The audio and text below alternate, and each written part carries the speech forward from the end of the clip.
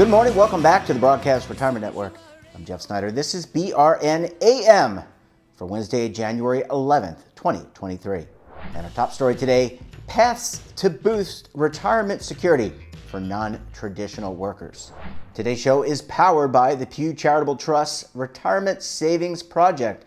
To learn more about the Retirement Savings Project and see the latest research on improving retirement outcomes, visit the website below. Well, joining me now to discuss this and a lot more, Allison Shelton is a senior officer with the Pew Charitable Trust. Allison, it's great to see you. Happy New Year, and thanks so much for joining us on the program this morning. Well, Happy New Year to you too, Jeff, and thank you for having me. Well, we always appreciate having you and the Pew Charitable Trust on, and you guys always have some great research. And today we're going to be talking again about non-traditional workers. And I think for the benefit of the audience and myself, would you mind just describing what actually is a non-traditional worker? I think I have an idea, but I'd like to hear from you. Sure. Well, the short story is that these are the workers who don't have a traditional employer-employee relationship where the employer gives them a W-2 at the end of the year. We are talking about gig workers. Those are the platform workers like the Uber and Lyft drivers. But we're also talking about freelancers, independent contractors, sole proprietors. It's a really diverse group of workers. And when you, in terms of numbers, and I have to think the numbers may have increased during the pandemic, approximately how many non-traditional workers are in the U.S. economy today? Well, this is not something Pew has tried to measure, but others have, and they've come up with a really wide range of numbers, between 4% and 40% of the U.S. workforce. Wow. And yeah, that's a huge difference. That's a huge dispersion there, but that's okay. It comes down to differences in definitions. You know, the 4% is the BLS's most narrow definition. They have several definitions. And the 40% is a really broad definition using a different data set. Well, Allison, let's talk a little bit about retirement coverage and retirement representation. Is this group underrepresented, and are they on their own when it comes to putting money away for their financial futures? Yes, Jeff, many are. Pew conducted a survey in 2020 to learn more about this group. And we learned that only about 22% of non-traditional workers participate in a workplace retirement savings plan, which is, you know, relative to slightly more than half of the general workforce. So it's a small part of non-traditional workers. And furthermore, many of those who do have workplace retirement plans have it through another job. You know, we're talking about the people who are moonlighting. They have a traditional job with a retirement plan, and then they have second sidecar job in non-traditional work. Yep, so they're probably putting some money away through the main employer, but they may be not doing so with the non-traditional work. We've talked to your colleague, John Scott, about some of the state-run retirement programs, and it seems like when it comes to non-traditional workers, it's going to take a lot of creativity and a lot of and integrating that with technology. But from the state-run retirement plans, those auto IRA or auto IRA-like programs, because they're not all auto IRA, but you know, Virginia, Maryland, California, Oregon, are these potential solutions for non-traditional workers?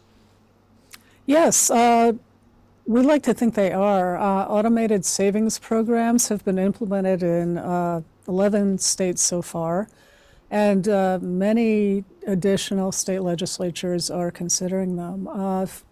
For your viewers who aren't completely familiar with them, these are programs run by states where workers are automatically enrolled in the plan if they don't already have a workplace plan, and then their contributions are automated. Workers have the option to leave the plan, to say they don't want to participate.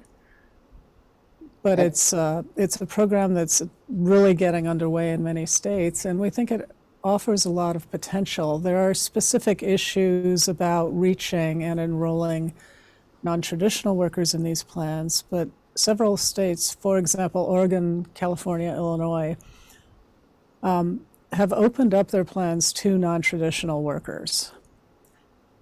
And so that obviously that would help with coverage. You mentioned the term, or I mentioned it to start, but then you followed up with auto.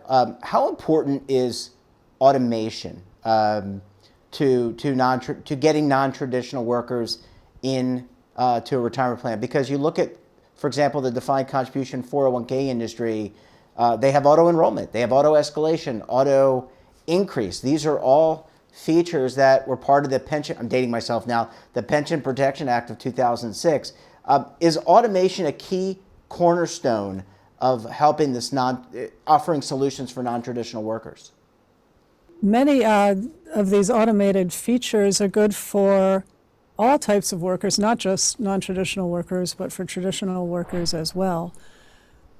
Some of them may be harder to implement for non-traditional workers. For example, there's the question of finding and enrolling non-traditional workers.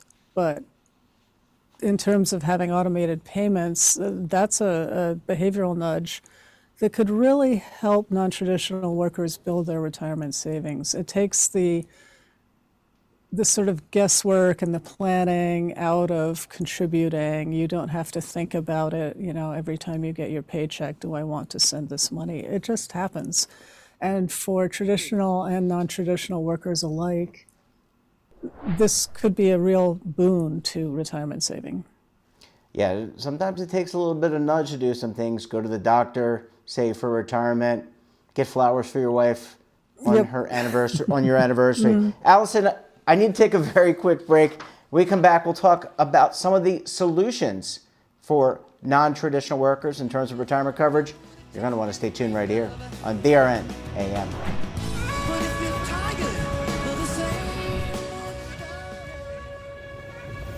Imagine a new television network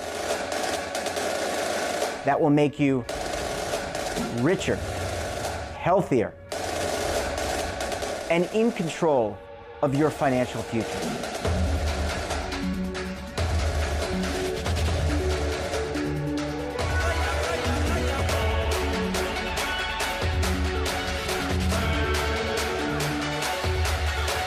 This network is for the policewoman in Nashville, Tennessee, the baker in Dubuque, Iowa, the teacher in Lexington, Kentucky. We want to make the idea of savings and retirement culturally relevant. But what do you see as a defining issue of the midterms, especially for the smaller businesses? I mean, they are the lifeblood of the American economy.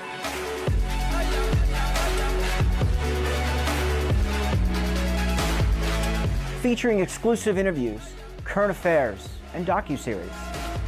33 years old, you retired early. The philosophy is money only matters if it helps you live a life that you love. But you got to start thinking about retirement as soon as you get in. The Broadcast Retirement Network will drive very high engagement with premium partnerships. So this isn't retirement and savings for your parents or grandparents. This is for all Americans. And we're going to change the way you think about money.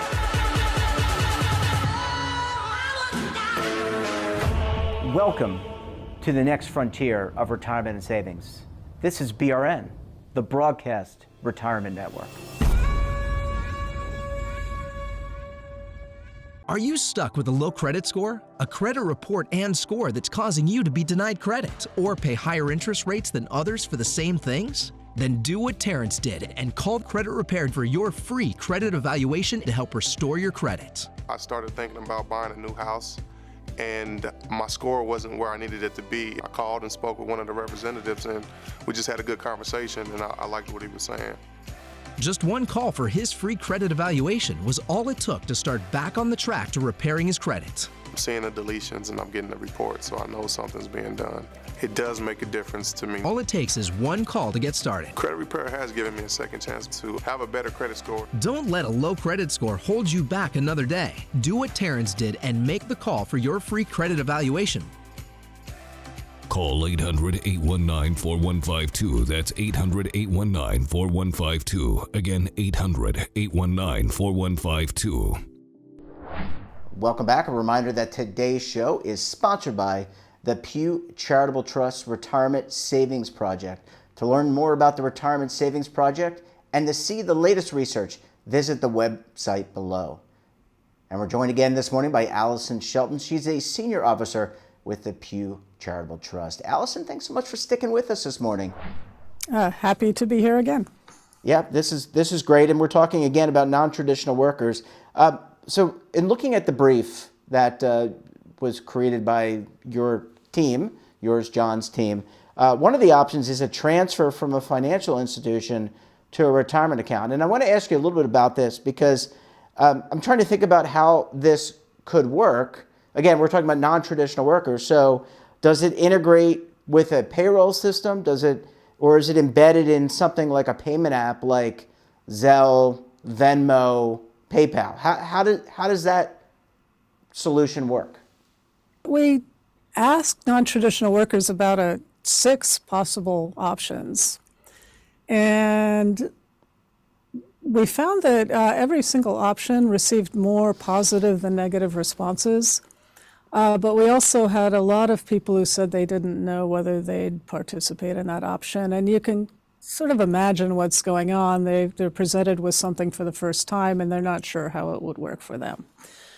The option you mention is attractive because at least 70% of non-traditional workers are paid electronically, at least some of the time. You know, the money's deposited to their bank account or they receive it through a payment app.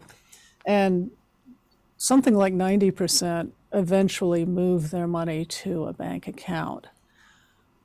So we asked about these transfers in different ways. We asked, first of all, would you like to have your bank transfer the money to an IRA, say?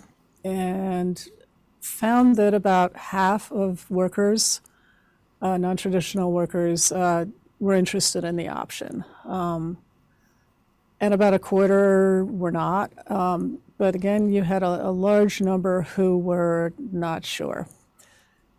And fintech is amazing. There are already some apps out there that will go to your bank account and then move money to, say, an IRA they've set up for you.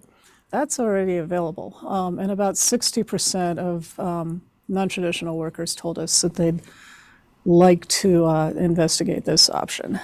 Allison, let's talk about option number 2. I think this one's pretty interesting, and there may be some developments that recently happened around this.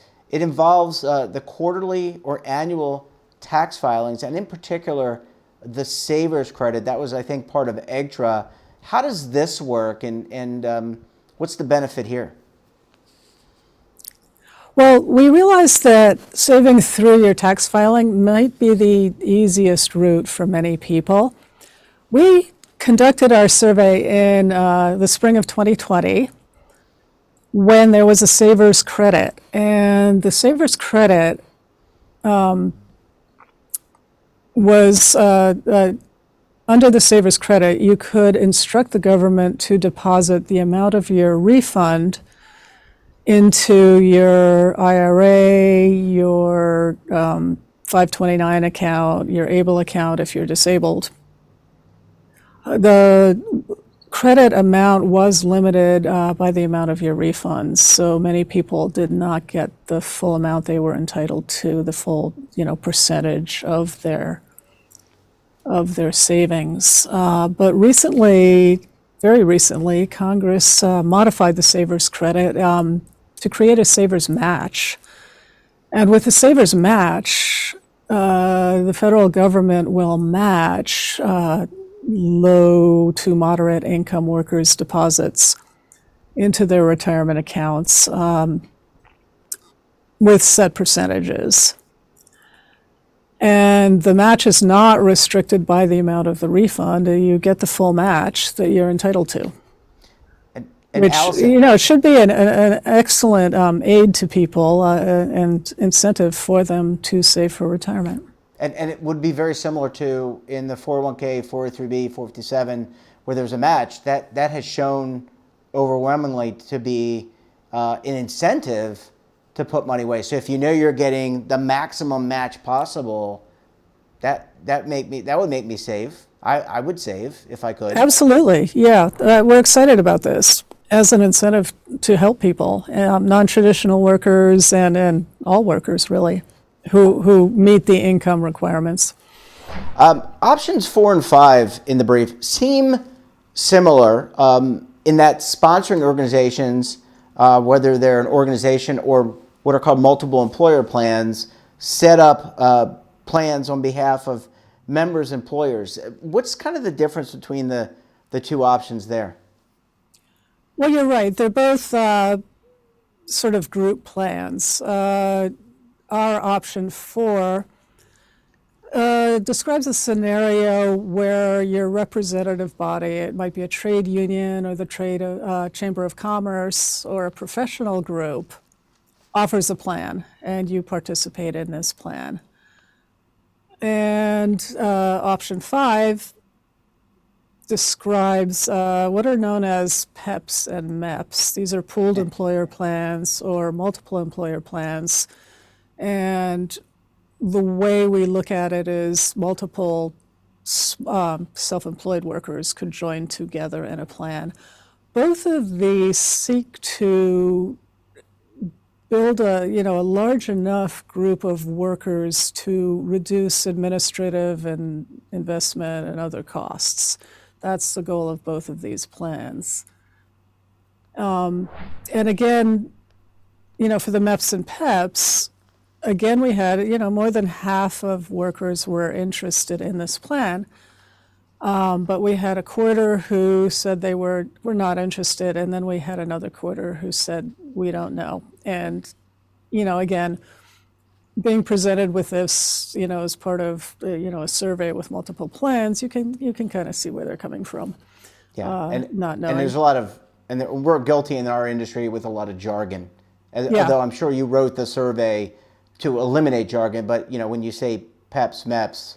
Well, we didn't. Yeah, I don't think we used those terms, but it's a novel arrangement that most people probably aren't familiar with. Second to last question, Allison. Sure. Let me ask you about fees. And you talked a little bit about this, and the benefit of a group plan like a MEP or a PEP is that you have the ability to manage costs.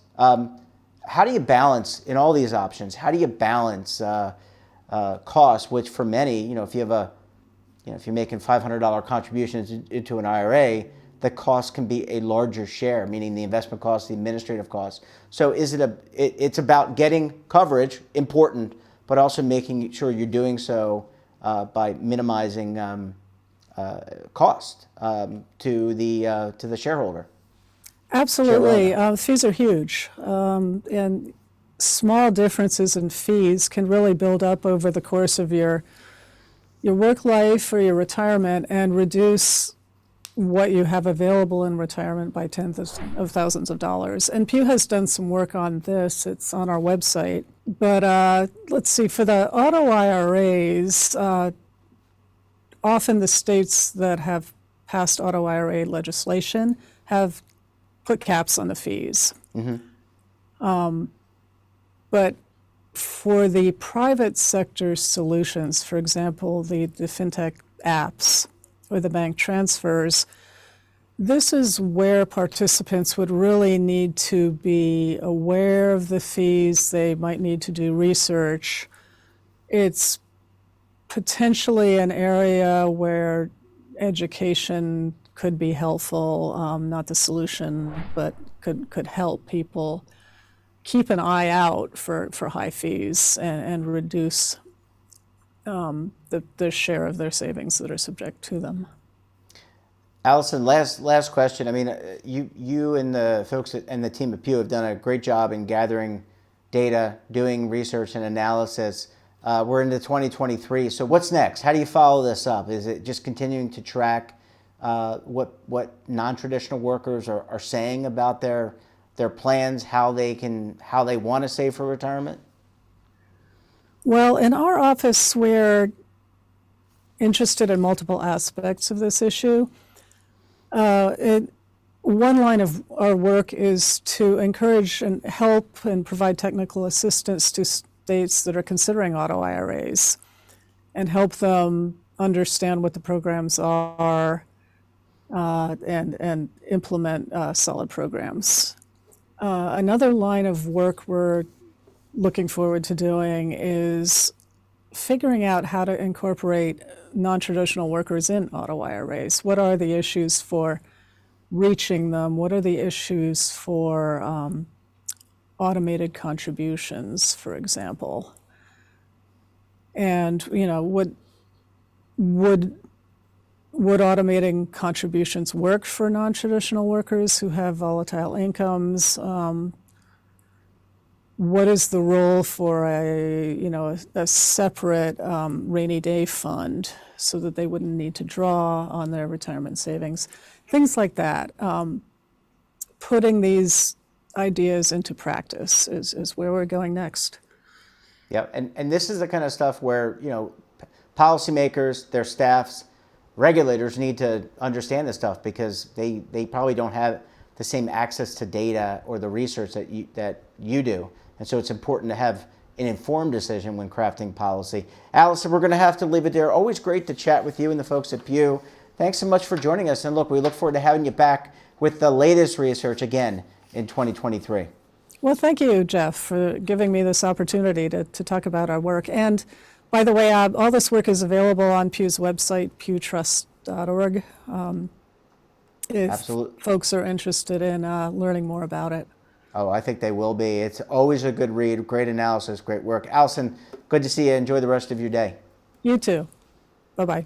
And that wraps up this episode of BRN AM. Have a topic of interest, someone you think we should talk to, drop us a line. And don't forget, for all the latest curated news in lifestyle, wellness, finance, tech, so much more, and guess what? All in one place. Check out today's edition of our daily newsletter, The Morning Pulse. Want to search our archives, check out our latest content? We'll visit our website, and of course, all of our streaming partners.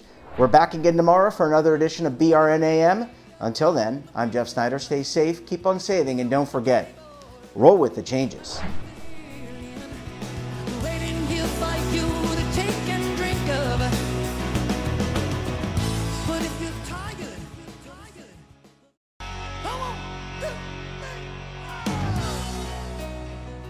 Now is your opportunity to co-create content around any topic on the first lifestyle and wellness network. Reach a global audience through our platform and co-own exclusive branded content.